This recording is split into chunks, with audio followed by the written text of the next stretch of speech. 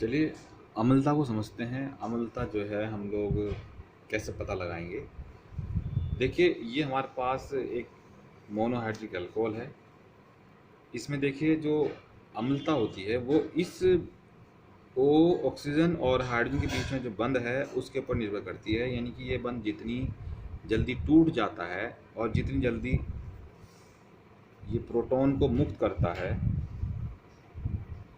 यानी कि ये बंध टूटने के बाद जो प्रोटॉन मुक्त होता है, इसके ऊपर निर्भर करती है किसी भी मोनोहाइड्रिक अल्कोहल की अम्लता। जैसे कि आप देख पा रहे हैं, ये टर्शरी अल्कोहल मैंने लिया है।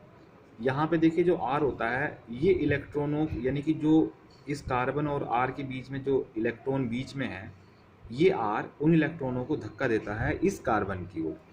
ऐसे ही ये वाला R धक्का देगा, ऐसे ही ये वाला R भी इन इलेक्ट्रॉनों को जो इस बॉन्ड के बीच में है, यानी किसी भी बॉन्ड, अगर किसी बॉन्ड की बात करें इन तीनों में से जो इलेक्ट्रॉन बीच में रहने चाहिए, ये R हमारा एल्काइल समूह इन इलेक्ट्रॉनों को कार्बन की ओर भेज देगा, जिसका इफेक्ट ये होगा कि कार्बन जो है, ये कार्बन ये प्रभाव को आगे बढ़ा देगा, जिसको हम बोलते हैं प्रेरणिक प्रभाव। ये आपने 11वीं में पढ़ा होगा।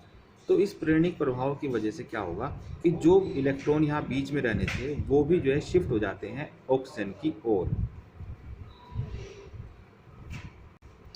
अब चूंकि प्रेरणिक प्रभाव चलता रहता है, अब ये जो प्रभाव है ये आगे इस बॉन्ड में भी आ जाता है। तो जो इलेक्ट्रॉन जो है इस ऑक्सीजन के विद्युत ऋणात्मक प्रभाव की वजह से ऑक्सीजन की तरफ को खिंचे हुए थे, लेकिन इस प्रेरणिक प्रभाव की वजह से ये इलेक्ट्रॉन ऑक्सीजन से थोड़ा सा हाइड्रोजन की ओर शिफ्ट हो जाते हैं। यानी कि थोड़ा ऑक्सीजन से हाइड्रोजन की ओर शिफ्ट हो जाते हैं, जिसकी वजह से क्या होता है, इस बंध की पोलैरिटी यानी कि ध्रुवणता कुछ कम हो जाती है। तो देखिए इससे हमें समझ में आ गई बात कि इस बंध की ध्रुवणता जितनी घटेगी,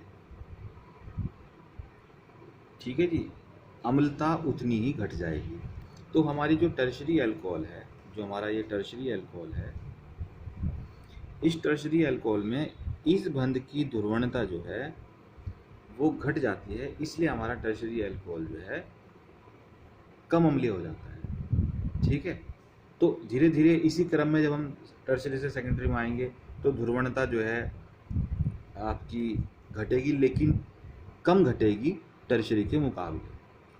ठीक है, इसलिए अम्लता जो है टर्शरी से सेकेंडरी की अधिक हो जाएगी। ठीक है, प्राइमरी में थोड़ी और अम्लता हो जाएगी और मेथनॉल में सबसे अधिक हो जाएगी। जैसे कि सीक्वेंस में दिखा देता हूँ आपको, CH3OH,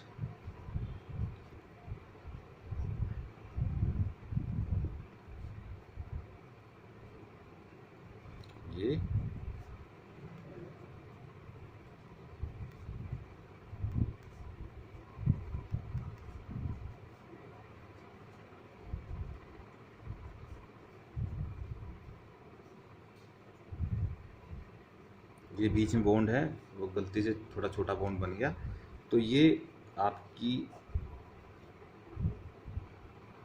अम्लता है। ठीक है जी, यानी कि टर्शरी से मेथनॉल तक ये बढ़ेगी, ये आपको ध्यान रखना है। अब क्रियाशीलता देखिए। देखिए क्रियाशीलता के लिए मैं आपको बता रहा हूँ कि कोई भी आपके पास अल्कोहल है उसकी क्रियाशीलता कार्बन और ऑक्सीजन के बीच में जो बंध है इसके ऊपर निर्भर करती है। ये बंध जितना ध्रुवीय होगा, जितनी इस बंध की ध्रुवणता बढ़ेगी, हमारे अल्कोहल की क्रियाशीलता उतनी ही बढ़ जाएगी। अब देखिए यहाँ पे भी यही प्रभाव काम कर रहा है। देखिए तीनों R जो है मिलके प्रेरणिक प्रभाव उत्पन्न कर रहे हैं, यानी कि इस कार्बन और ऑक्सीजन के बीच में जो इलेक्ट्रॉन बंध, देखिए जैसे पहले ही ऑक्सीजन ने उसको खींचा हुआ है, तो ये प्रभाव इस युग्म को, इलेक्ट्रॉन युग्म को और ज़्यादा ऑक्सीजन की ओर शिफ्ट कर देते हैं। यानी कि इलेक्ट्रॉन जो है ऑक्सीजन से जाके बिल्कुल चिपक जाते हैं, जिसकी वजह से क्या होगा, इस बंध की ध्रुवणता बढ़ जाएगी, और ध्रुवणता जितनी बढ़ेगी आपकी जो क्रियाशीलता है अल्कोहल की उतनी ही बढ़ जाएगी। तो जो ऊपर हमने क्रम देखा था अम्लता का, उसका विपरीत जो है क्रम आप जो है ध्यान रखें। तो बस ये आपकी मेन पॉइंट ये है कि जो क्रियाशीलता है इस कार्बन और ऑक्सीजन के बीच में ये बंद होता है, इस पे निर्भर करता है। और अगर हम अम्लता की बात करते हैं तो ऑक्सीजन और हाइड्रोजन के बीच में जो ये बंद है इसके ऊपर निर्भर करती है अम्लता हो अल्कोहल की। चलिए अब बात करेंगे मोनोहाइड्रिक अल्कोहलों को बनाने की सामान्य विधियां। देखिए आपको विधियां इनको लर्न करना है जैसे मैंने लिखा हुआ है। इससे मेथड देखिए, अगर आपको जो है विधियां ये पता हो कि कौन कौन सी हैं, ये तो हम याद कर ही लेंगे, लेकिन अगर हम यही दिमाग से निकल जाए कि कौन कौन सी विधियां हैं सामान्य विधियां बनाने की, ठीक है, अगर में वो लर्न नहीं है तो हम नहीं लिख सकते। तो इसकी आपको जो है ये हेडिंग्स इनको एक साथ लिख कर इनको याद करना है। पहली है मोनो हेलो एल्केन के जल अपघटन द्वारा, एस्ट्रो के जल अपघटन द्वारा, एल्डिहाइड कीटोनों और एस्ट्रो के अपचन द्वारा, गिरनार्ड अभिकर्मक की कार्बोनिल यौगिकों से अभिक्रिया द्वारा, और पांचवा है प्राथमिक एमिनो की नाइट्रस अम्ल से क्रिया के द्वारा। चलिए सबसे पहले रिएक्शन देखेंगे मोनो हेलो एल्केन के जल अपघटन के द्वारा। देखिए ये रिएक्शन आपने पीछे पढ़ी हुई है, ये जनरल रिएक्शन है, ये हेलो एल्केन है, ये जलीय NaOH है। देखिए गर्म कर रहे हैं तो यहाँ देखिए कटिंग लगा दी गई है कि ये सोडियम जो है इस हेलोजन से मिलके NaX बना रहा है। मान लीजिए यहाँ Cl हुआ तो क्या बन जाएगा सोडियम क्लोराइड, यहाँ Br हुआ सोडियम ब्रोमाइड, I हुआ सोडियम आयोडाइड, और बाकी जो R है वो OH ग्रुप से जुड़ के एल्कोहल में तब्दील हो जाता है, यानी कि हमारा ये एक मोनोहाइड्रिक एल्कोहल बन जाता है। आगे देखेंगे। अब देखिए इसके बाद जो है हेलो एल्केन की रिएक्शन सिल्वर हाइड्रोक्साइड से करेंगे।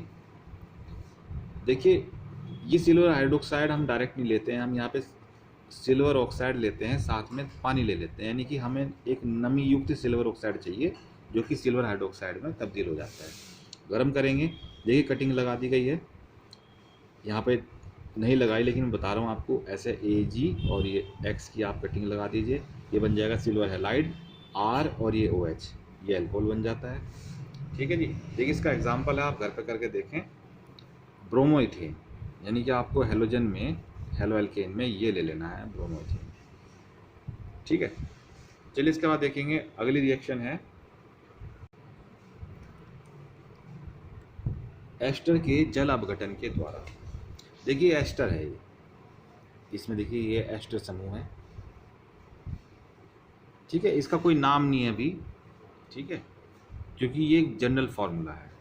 ठीक है, NaOH के द्वारा हम एस्टर का जल अपघटन करते हैं। देखिए हम जल अपघटन जो है किसी भी अम्लीय क्षार के तनु विलयन के द्वारा हम जल अपघटन करा सकते हैं।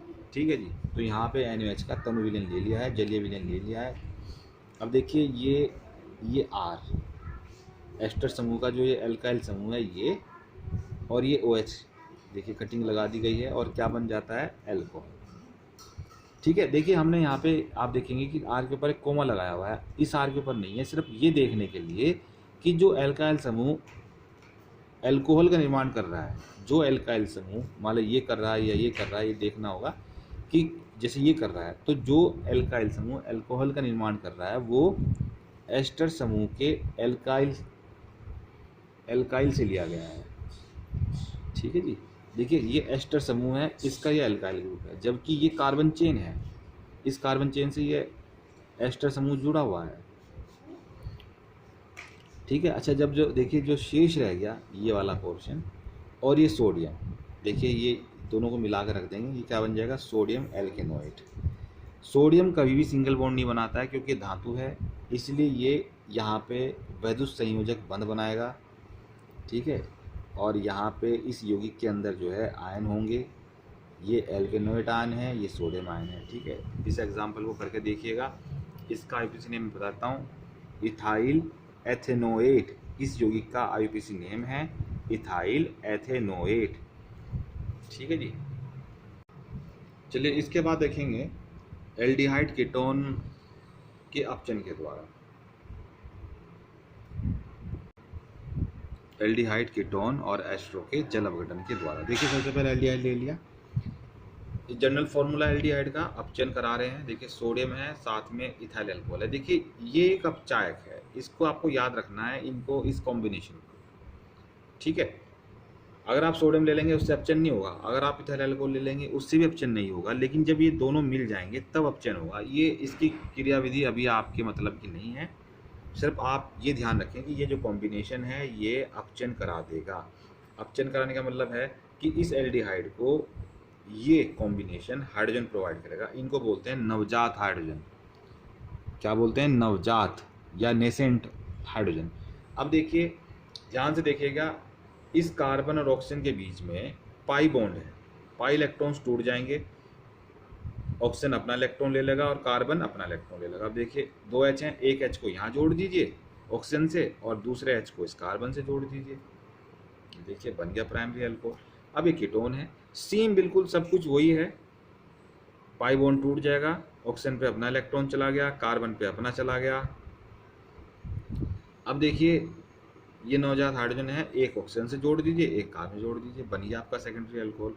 अब पाई इलेक्ट्रॉन्स, सिग्मा इलेक्ट्रॉन्स, ये सब आपने 11वीं में पढ़ लिए हैं, ठीक है, आपको बहुत अच्छी तरह से समझाए गए हैं।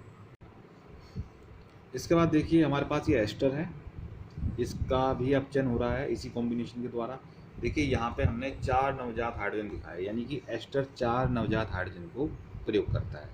देखिए यहाँ मैंने कटिंग दिखाई है कि यहाँ से कटिंग लगेगी, ये एल्कोक्सी ग्रुप है, ठीक है जी, ध्यान से देखिएगा, इस एल्कोक्सी ग्रुप के साथ एक नवजात हाइड्रोजन जुड़ जाता है और बन गया एल्कोहल, ठीक है। अब देखिए वही कहानी जो पहले हमने दोहराई जा रही है, यहाँ पे भी जो पहले पढ़ी, पाई, ये पाई बॉन्ड है, किसी एक को मान लो आप, एक सिग्मा एक पाई है, तो पाई बॉन्ड टूटेगा और ऑक्सीजन के पास अपना इलेक्ट्रॉन और इस कार्बन के पास अपना इलेक्ट्रॉन, तो 3 नवजात हाइड्रोजन है, देखिए एक इस ऑक्सीजन से, ठीक है, एक इस कार्बन से और एक हाइड्रोजन और है, वो जो ये वैलेंसी फ्री हुई थी, जहाँ से एल्कोक्सी टूट के गया था, तो यहाँ भी तो वैलेंसी फ्री है, तो एक नवजात हाइड्रोजन यहाँ पे भी जुड़ जाएगा। ये देखिए 3